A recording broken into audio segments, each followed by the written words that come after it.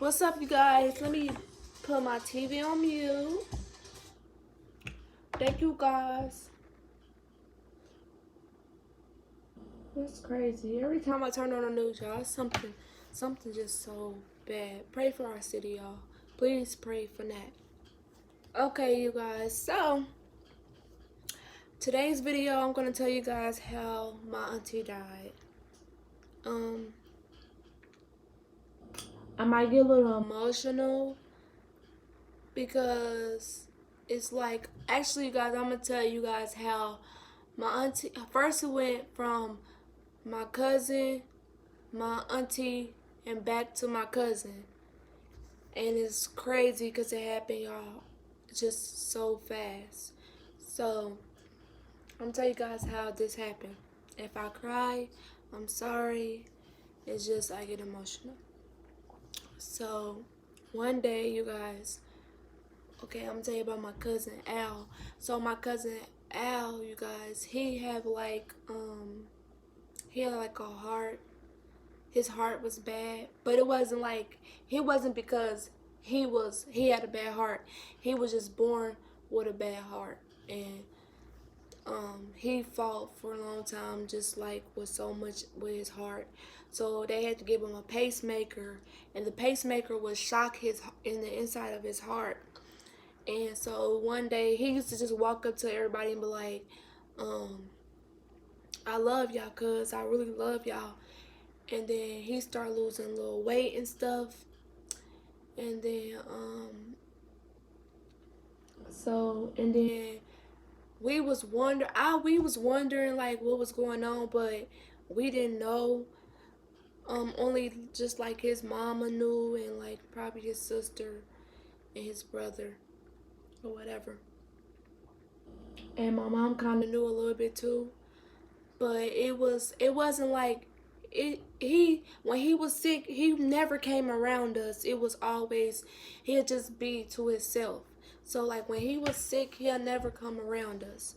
So when he come back around us, we'll be surprised because he might lose a little weight, but we thinking it's just because he was losing the weight.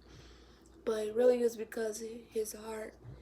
And so one day he walks from my mom's porch to his car, and you could tell he was out of breath. So he was getting like short breath. Like he couldn't walk so far because he was getting short breath or whatever. So then he knew what was wrong with him, and everybody else didn't know. And so one day, um, he called everybody and was like preparing us like out of nowhere that he was about to go home with the Lord. And didn't nobody really know like what was really going on but the people that he hung with on a daily, like my mom, his sister, his brother, some of his cousins, my auntie who died, and like my cousin who died, him, like just certain people kind of knew what was happening, but like the rest of us kind of did. I knew what was happening, but I didn't know he was going to die so young. So I didn't know that. So, and his kids kind of knew what he was going through too, because he couldn't hide that from his kids. So one day he called everybody, like, yeah, he talking to us, saying how he love us and stuff like that, and just preparing everybody for like to know that he's finna leave. Like we actually got to sit there in the hospital and hang with him all that day. We asked him what he wanted to eat, and he was like he wanted for his last thing to eat on earth was pizza from OB's. Now if y'all live in that town, y'all know that, excuse me, y'all know that this pizza is really good. Like it's really good. So we went there. Everybody put their money together, and we went there, and they came back to the hospital. The pizza was like 30 something, almost $40, y'all. But it was a big old pizza, and he ate that or whatever. And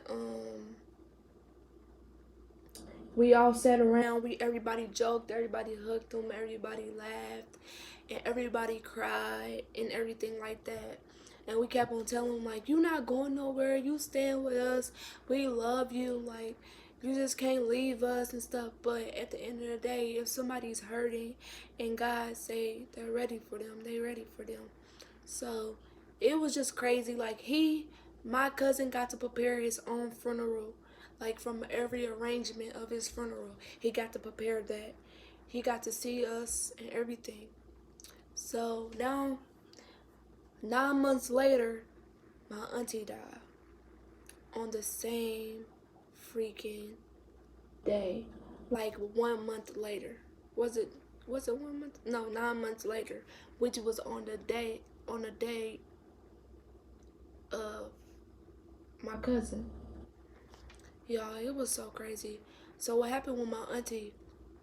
She had like one day she had a seizure out of nowhere, and she was like, she didn't know what it was. She was like, I'm so scared. She might drink a little bit here and there, but she wasn't drinking like, oh, I'm a drunkie, da da this and that. She was just having fun like everybody else would do. They would have fun. She was still young too, so like she was just having fun.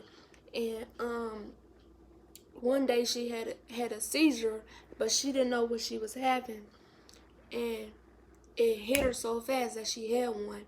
And then from that day, she would just have random seizures.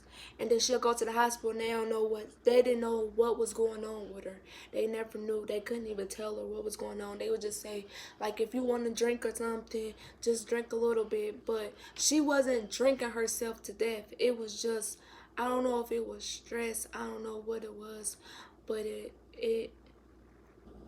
hurt us. It hurt us the most. Like, I miss her so much. Like, y'all don't understand. Like, I miss her so much. Like, y'all don't understand.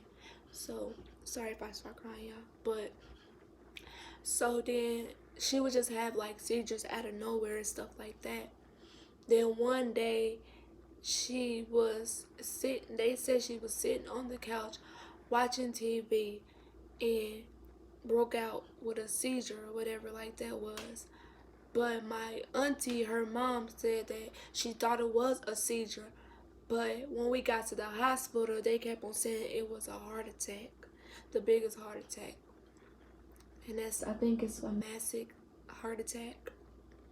But she was so young, like, y'all, she was the sweetest lady in the world. She would give you her clothes on her back. Like, she was like so sweet. Like, she was the best person in the world. She reminds me of my mama. And when I see her kids, which is my cousins, I see them and I just like, I don't know, I can't. And I see her young son and I just can't tell him not to cry, because if anybody lose their mom, they're gonna cry. So,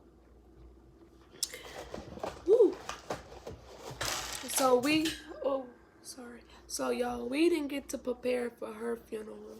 We didn't know that she was going to pass away that day. We didn't know none of this stuff was going to happen. And it's just crazy, y'all. It's like really crazy, because when I think about her, I just think like, what is life? Like, what is life? People get life to get life taken, and I don't understand it. She was the sweetest woman in the world, and it seems like for the doctors did not know what it was, and for her to have to suffer from them not knowing what it was the craziest thing in the world. So I really miss her. I miss her so much. I miss her, y'all. I got a picture of her too in my room. I miss her so much. I miss my cousin Al too. I miss all of them so much. It's like, how come this world is this world? Like, I just don't understand.